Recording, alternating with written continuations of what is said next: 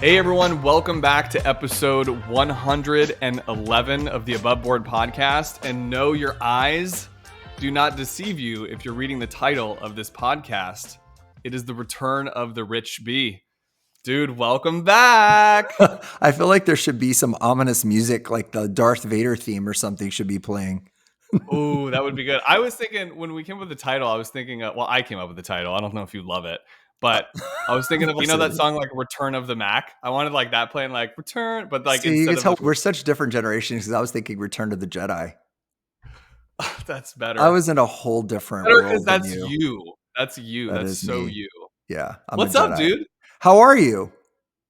Doing great. I think we've missed you. It's been 10 episodes since you've been on the show. I'm embarrassed about that. I actually have my good friend Johnny, who's also, I only hang out with people named John. My good friend I thought John. this was me. No, you're my good friend John. He's Johnny. Although we call you Johnny too. The kids call you Johnny. Uncle Johnny. The kids call me Uncle John. I'm going to fight this other Johnny. We're going to see who can win as the Johnny. Oh, I don't know. That would be a fight. That would be like a good fight because he's like, bro goes to, what is that F-35 thing? The Mark Wahlberg thing? He's won like all the regional. He's a beast, bro. I don't know. I would have a hard time betting on that fight. I would maybe go with him. I hate to say that just because I know he's a savage, but you're pretty good too. Who wants to win it more? That's the problem. Which Johnny wants it more? He's pretty competitive. You guys are a lot alike. I would actually like you guys. I think he's going to laugh because he listens to our podcast. He recently said to me in a very nice way, he goes, "Hey, I'm listening to your podcast. Where the heck have you been? Like, bro, like, where are you?" So I apologize to everybody. Not that probably no one's noticed. People are like, "Oh, you were gone."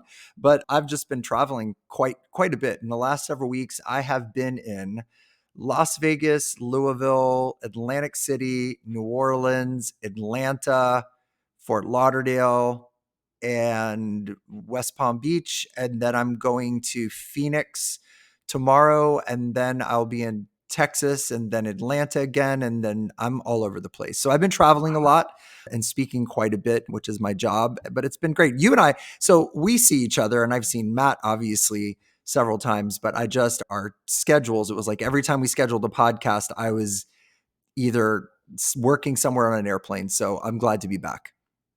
Well, and you've been hanging out with the other Johnny apparently. So shout out to the other Johnny. That's what I'm going to call him on this podcast. You can call him Johnny G. We should have him on the show. But he would be a great guest. He's an amazing entrepreneur, super successful guy, amazing dad, amazing husband. He met his wife in high school and they're still together and they're around your age. So maybe a little tiny bit older, but he's a rock star. You would love him. Actually, he would be a great guest. I love it. Well, Johnny G, if you're listening, I don't actually want to fight you, especially since it sounds like you could beat me up. He could be. But so, yeah, let's talk. I know you've been traveling a bunch and we do get to see each other, but we haven't. See, what's fun for me on this podcast is like, this is part of we're just hanging out. Like it's like time that I get to have with you. And so we haven't gotten to do one of these in a bit, but tell the world, besides all the traveling, what are some of the things that you've been into? I don't know if you listen to any of our podcasts, but I did one where my word of the year is gain, which we can get into, but not financial gain. But what do you have a word of the year? What are you doing? Well, if your word of the year, if your word of the year is gain, then my word of the year should be tide, or maybe like you're trying to make gains and I'm trying to ride the tide. See, we'll just keep it in like a laundry detergent theme. No, it's interesting. I had a really great conversation with my son the other day, and we were talking about, it got kind of really, it was deep. And he was talking about actually, his faith in God and different things. And then we just got talking about faith in general. So maybe my theme lately has been about faith and just having a belief in something bigger and greater than you. For me, it's God. For other people, maybe it's something else. But he was like, Dad, it's, when I talk to people about faith, especially my friends, especially about younger people, you always get the same corny answer, especially if it goes into the religious zone. People are like, oh, well, if there's, such thing as faith or God or a higher power, then, show me right now. Let me see him. Let him appear right now. And I said, well, imagine if somebody's never experienced or seen something before. It is kind of hard to explain it in a solid sense. So I was like, for example, let's say there's somebody who was born without sight. They were born blind. They've never had sight. They've never been able to see. And you wanted to describe a rhinoceros to them. I go, so describe a rhinoceros. He goes, well, they're gray. I'm like, well, they don't really know what gray is. And he's, well, they've got a horn. I'm like, well, they may not know what a horn is. And he's, well, and he just started going through different descriptions. I said, okay, well, let's say you took that person and you had a very tame rhinoceros, and you took that person and you walked them up to a rhinoceros and they started putting their hands on the rhinoceros and they felt it and they could feel its rough skin and they could feel its size and they could feel its strength and they could feel the horn and they could walk from one side to the other and see how big it is and they could smell it and they can experience it. I said, their experience of the rhinoceros would be different. Why? He goes, because they felt it. I said, well, that's the same way you would describe faith or you would describe love. If somebody says, I love my wife, I love my husband, I love my boyfriend, I love my kids, and you said, oh, well, what's love? Show me love. Let me see love in front. Make love appear. Make a bunch of hearts appear. You couldn't do it. But when you felt it, if you feel it, then you understand what it is. And so we were having this conversation about the deeper emotions and the deeper needs and the deeper beliefs that we have as human beings, whether they be spiritual or otherwise. And that sometimes to experience them and to understand them, they must be felt.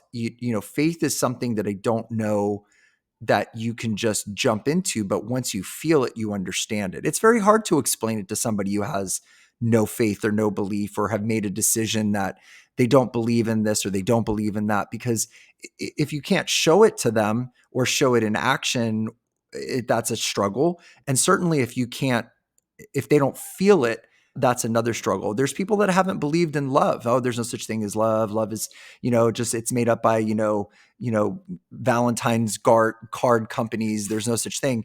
And then they fall in love with somebody and they go, oh, I get it. I remember when, as a weird example, but when my dog Rocky passed away, you know how hard that hit me.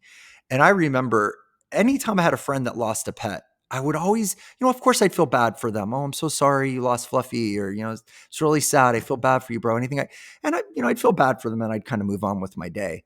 And then when I lost my dog and I felt that tremendous, it was like the deepest pain I think I felt in the longest time.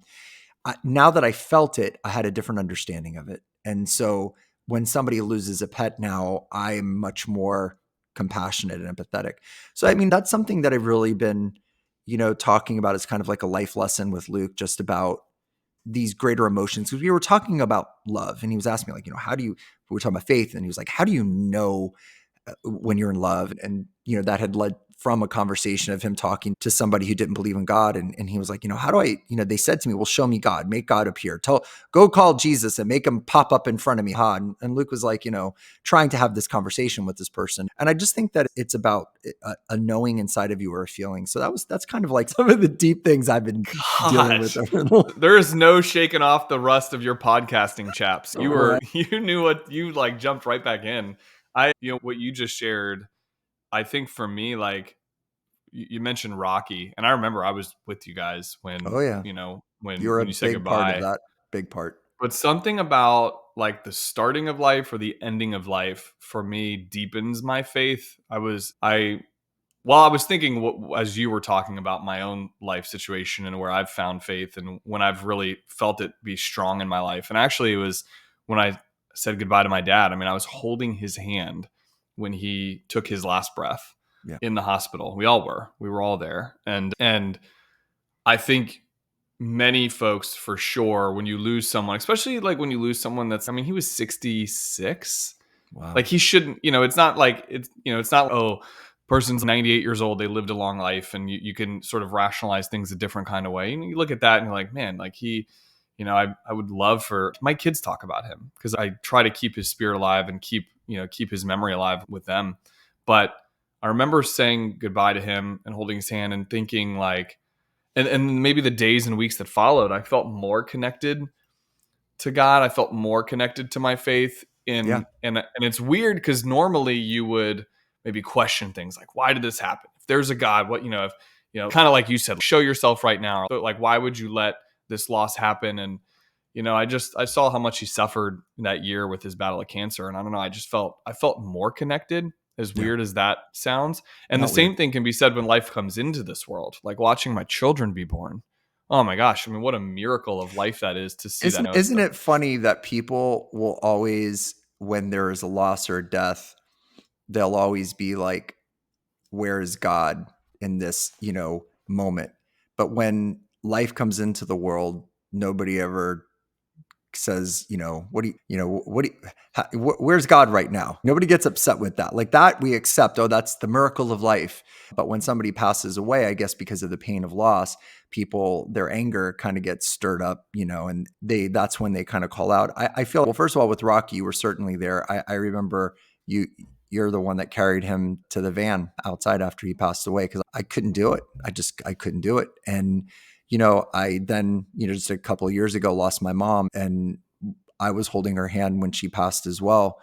And it was a very interesting, of course I was sad, but I had a very spiritual experience with that. Now, maybe that's because I'm a nurse and I've seen a lot of death. And I feel like I have an awareness of the sacredness of life in general, from the beginning to the end, whether a life is short or long, whether it is, lost because of natural reasons or accidents or violence or whatever it may be. I'm just very aware of the sacredness of life, and also have an awareness that I have a responsibility. I think when you're given something, it's the Spider-Man quote, right? To those who great power are given, there's, what is it? Oh my gosh, I just messed it up. To those who are given great power, what I always mess I have up. no idea. Is it with great My power comes great responsibility? yeah, I love that we with just great we're power. talking about faith and God. I'm gonna jump to Spider-Man. And then you Here we go go. and, as Spider-Man Well, says, it's true. Well, but to those who, great power given, there's great responsibility. And I think life is a great power, right? So if you're given life, when you say that's a powerful thing, you just said, it's God, right? So with life, there's great responsibility. And as I'm getting older, I realize that I have a responsibility beyond just my wife and my kids and my coworkers and my clients, but I have responsibility to the world.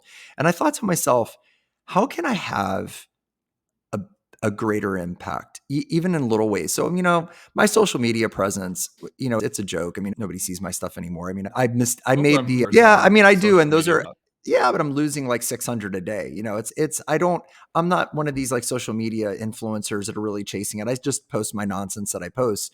But I realize that, that's one way to reach people. So I try to keep my stuff funny or positive or goofy or whatever.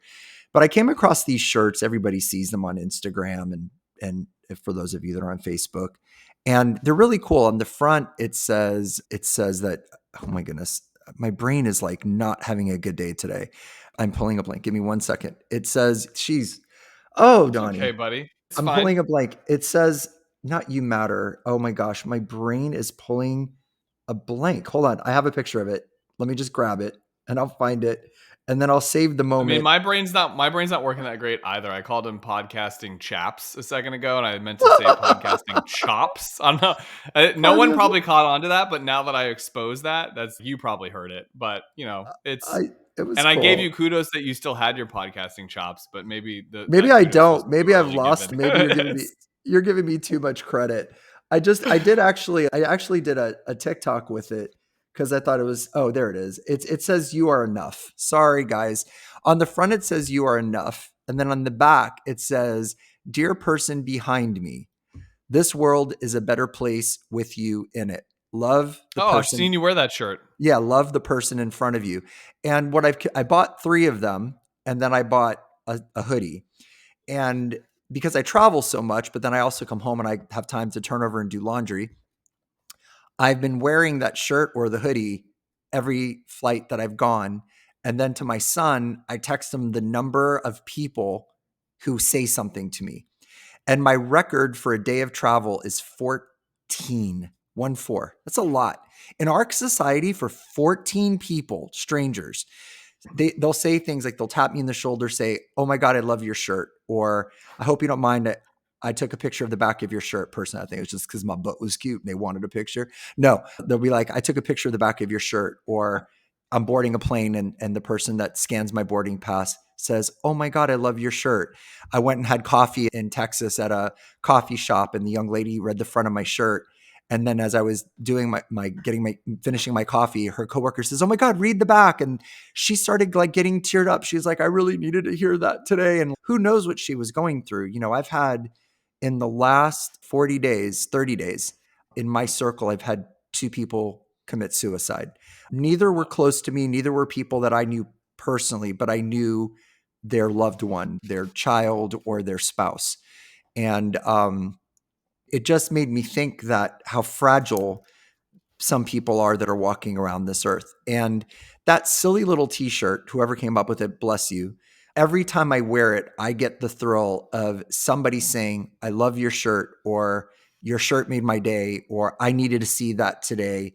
It's a neat thing. And I feel like that sacredness of life, that presence of God, that spiritual thing that we do, like how easy it would be, even if you're an introverted person and you're not the kind of person that's going to walk up and help somebody or say something to somebody. You could just wear a shirt that says something nice on it, be grateful, or, whatever. You never know. Like those little things, I think they make a difference. They do. I really do. And it's such a good example for it's putting good into the world, which I it think is. that's at the end of the day, that's the biggest thing, especially on. So it's funny as you were saying this, I wrote this down because I wanted to come back to it. You're making real life impressions. Like on social media, I've had so many impressions, like likes and comments and stuff. Isn't that kind of weird that like we've come that full circle that it's like, oh, these are likes and comments happening in the real world, Yeah. because that's just not how we communicate anymore. No, Like you don't it's go up really and not. talk to a stranger. Mm. But you scroll through social media and you might comment on somebody's stuff. And here's the rub with that on social media. What are most people typically commenting and doing if they're doing stuff? A lot of times it's negative. Mostly. They're putting negative stuff out there in the world. And you've always been like, a lot of times, like you end your videos with, You're awesome. you're awesome. Like you always have, you have the ability to put a positive spin on anything, even in a negative environment or situation. You can find the light out of that, the positive, the learning lesson, the whatever. And that is a great skill to bring to the table to society, because most people are. I appreciate you saying that. For me, it comes from a place of being absolutely broken and negative. I mean, because I'm not wired to be a positive person. I'm not wired to find the good in people. My biggest struggle in life is to overcome negative thinking and negative beliefs about myself and judgmental feelings about other people. And I struggle with that. So I kind of just make the effort because it's a weakness, and I'm a big proponent in leaning into your strengths. And I'm a big proponent in trying to look at our weaknesses and do both at the same time. And, it's funny, I think most of our strengths help our weaknesses. I have a strength. I think my strength is self-awareness and discipline. And so self-awareness and discipline kind of help you if your weakness is being negative and, whatever, because using my self-awareness and using my discipline, I try to work on that. So I do believe in trying to put good in the world. I find that even on my social media, hold on one second, because my dog is crying to go out the door. Hey, thanks for tuning in to our show. Are you looking for shorter daily episodes of Above Board delivered straight to your Amazon Alexa? Join Canterpath 365 and get our daily brief with market updates, financial news, and mini podcast snippets like from today. Sign up now at canterpath365.com and we'll see you there. Well, while you do that, what I wanted to share with you real quick is, because you were talking about Luke and your son and the conversation you were having with him. I feel like having kids is a great opportunity to be able to reflect inwardly on your own. Like, you don't want those things for him or for your kids. You don't want them to deal with the battles and the struggles internally that you've created. And so you almost had to find resolve, and maybe through your professional work that you do, or like through the mentorship of your children and being a father, and show like you can't. So here, I don't know if I'm connecting the dots well enough here, but I am a very anxious person. Anybody that knows me well knows that maybe it's like there's a calm under pressure feeling. So some people that don't know me well enough are like, no, you seem fine. But if you know me well enough, I'm like the duck in the water where the legs are just going like 1,000 miles an hour. Right. And so I'm a very anxious person. Behind closed doors, like you see those tendencies. My daughter for sure is starting to see that. And I'm like, well, wait a minute. Like, I know what's going to happen if she keeps seeing me act this way or freaking out about scenarios. Like, I got to find a way to be better. I got to find a way to turn that thing into a good thing, because I don't want to live my entire life like that.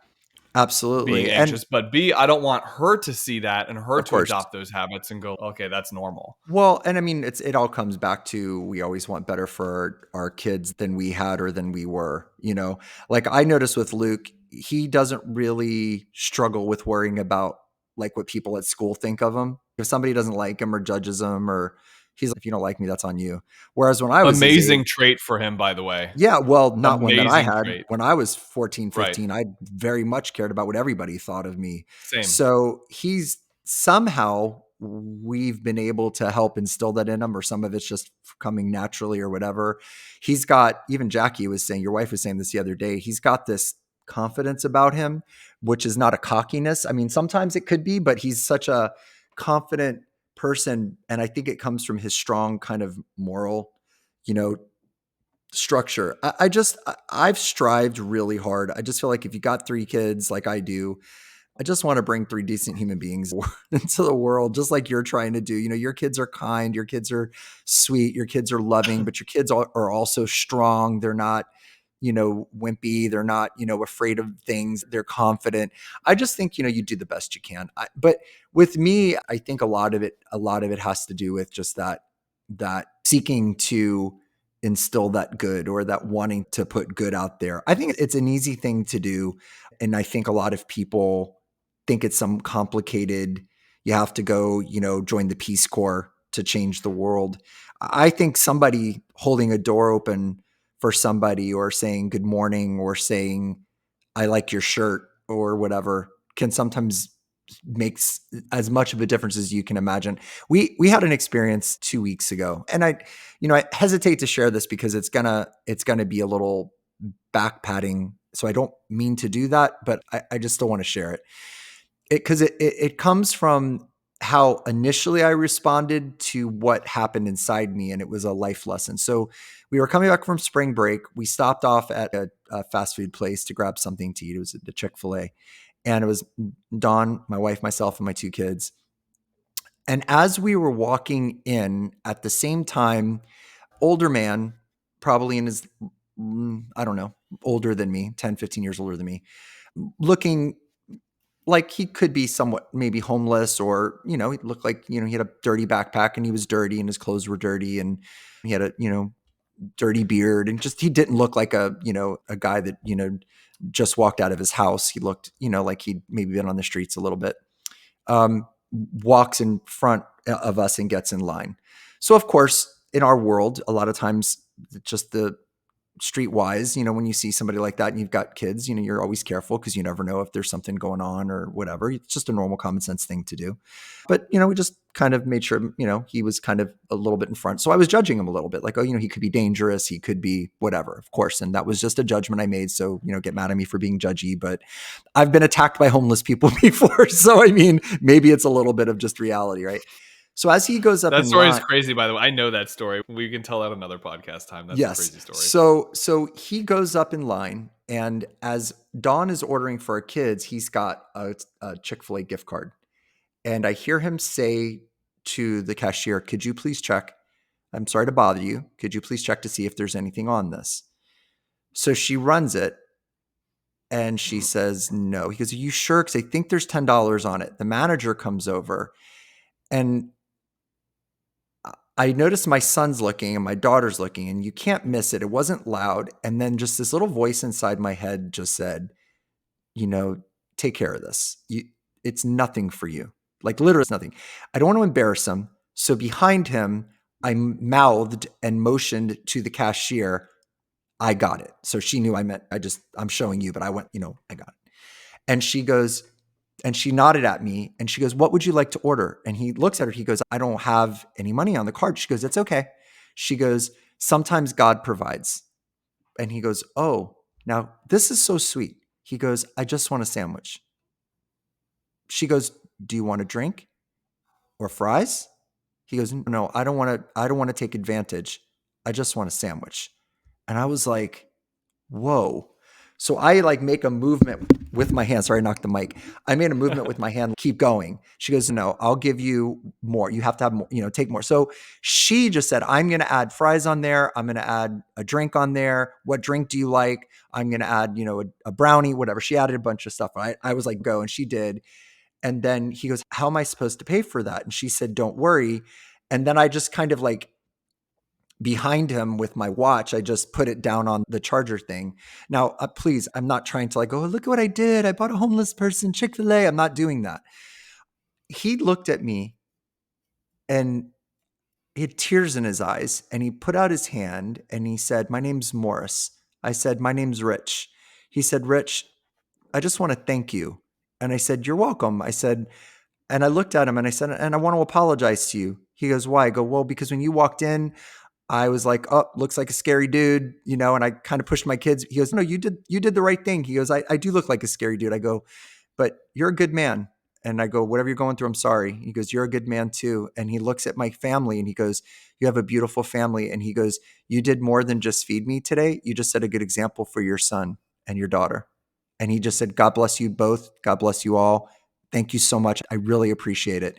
And he got his food and he walked out we were sitting down at this point as he went to the restroom, washed his hand, and he walked out and he just said, thank you so much. And I remember just like being kind of quiet about it. And Ava and Luke, they couldn't stop talking about it. And they were like, wow, Dad, that.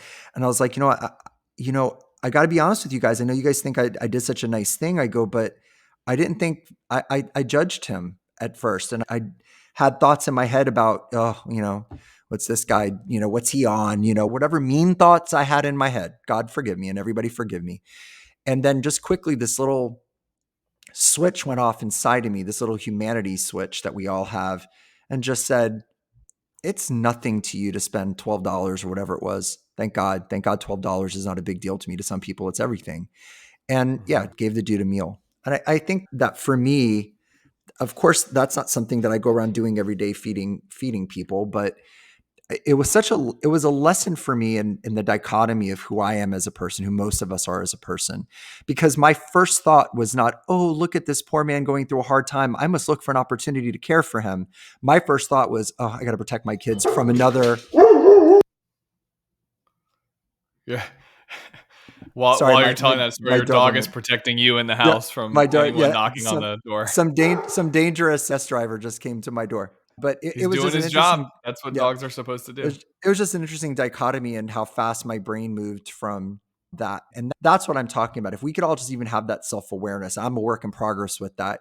But, of course, common sense is okay. You want to be protective. And if you see a dangerous situation or a person that looks like they could, be harmful or scary, or, somebody walks in carrying a shotgun, don't go, oh, maybe he just went hunting. You'd obviously want to think the worst in that situation. But it was interesting to me that I didn't really necessarily feel super proud of myself. I was more disappointed in myself that my first way of looking at this guy was in such a negative way. And he was such a kind, sweet energy. And then my son reminded me of the Bible verse, which I always forget, that says, to paraphrase, be kind to strangers because you never know, you might be being kind to an angel. It might be an angel in your presence.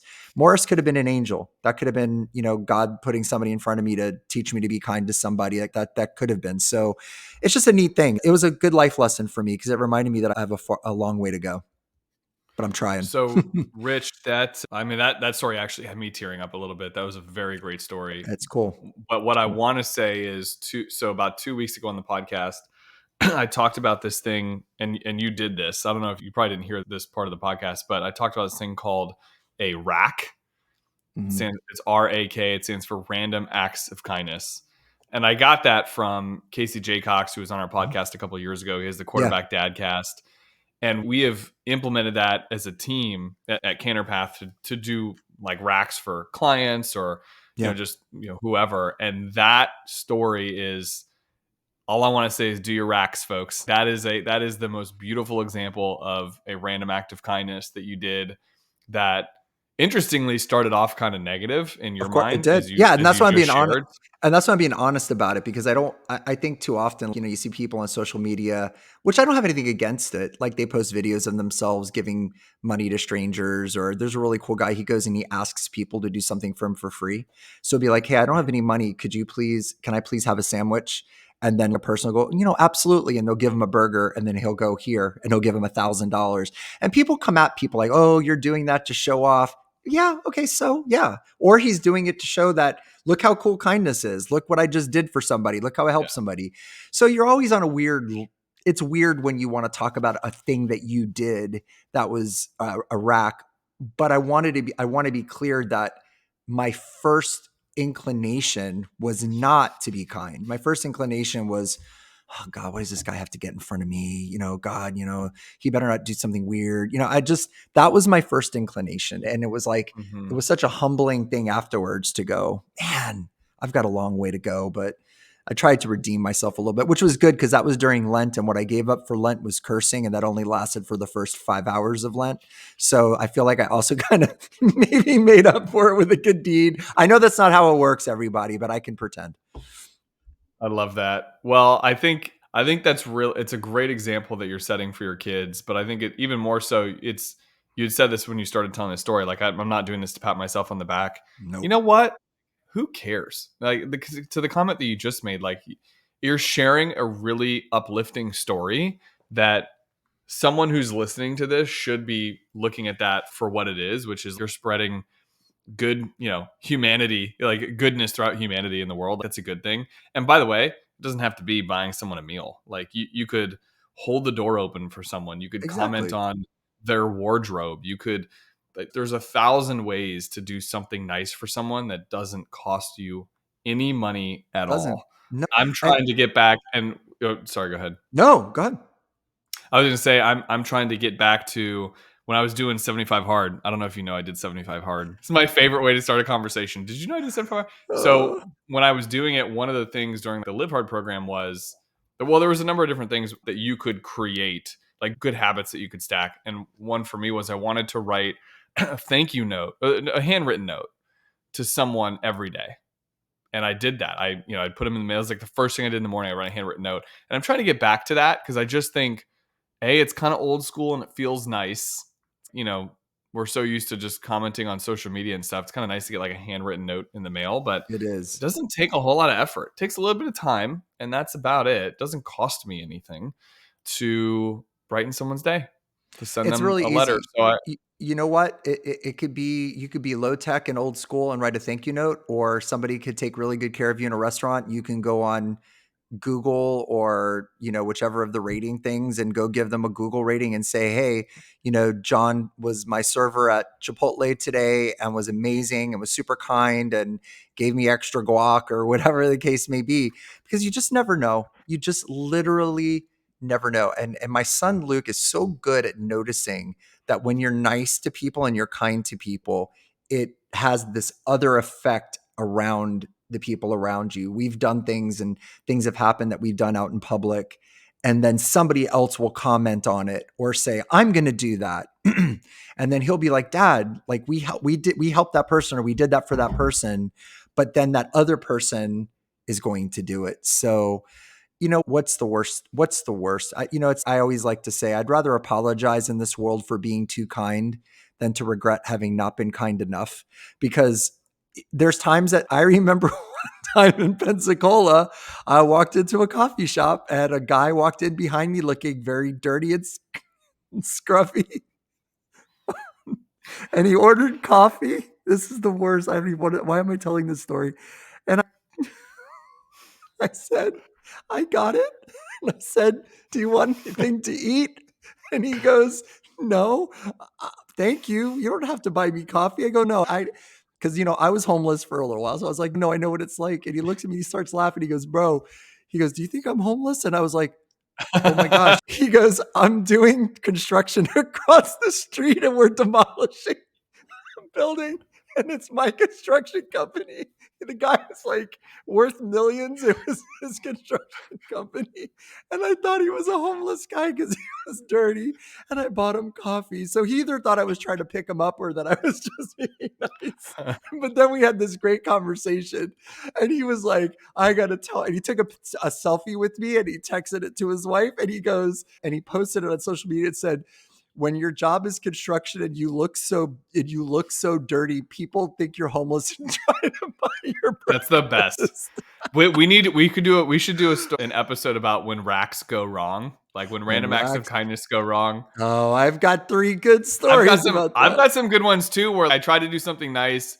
And selfishly, I wanted to set an example for my kids. My daughter was in the car, so I'm like, I'm gonna pay for this person ahead of me, and it just doesn't go well, or it gets awkward, or like this is happening at McDonald's. They go, "Sir, they wouldn't let me do it." Actually, in one situation, they wouldn't let me do it, and so there's a couple awkward ones. But one was when I paid for the person ahead of me, but they didn't know that. It was a mom. She had a bunch of kids in the back. It looked like chaos going on in her car. I'm like, I'm gonna buy her Starbucks and whatever she's getting. And it was like a lot of money in Starbucks. Like I thought it was gonna be like a coffee, but it was cake pops for all the kids. It was so much money. But here's the best part. The car in front of me, they were waiting for this person. And I told the person on the intercom, I said, I want to pay whatever that is. I want to pay for the car ahead of me. Just, let them know they can move, like once you give them their stuff. There must have been like a kid crying in the car or whatever. She didn't even get her food or her order. And she just took off and left. Yes. So then I pull up and the guy's, yo, what happened to your girl that was ahead of you? I'm like, I don't know who that was. Like I was just, and he's, I'm sorry, man. You got to pay for it. No, you still had to pay? Yes. So I got all this stuff and I didn't want any of it. And so your kids had a lot of cake pops that day. So that's a good thing. It's when random acts of kindness go wrong. That'll be another, when RAKs go wrong. When RAKs go wrong. This was fun, man. I didn't know where we were gonna talk about today, but we found it. We found our groove. Life is a highway. That's it, baby. That's it. All right, you want to take us home? Absolutely. You haven't done this in a while. I know. I hope I remember. So I want to thank everybody for being with us on the Above Board podcast. It's super exciting to be back. I miss you guys. I hope you'll come and check us out again. This was episode 111, which is good luck. So make a wish. It's going to come true. Hope you and yours are doing great. And until then, don't forget, you're awesome. We'll see you on the next one.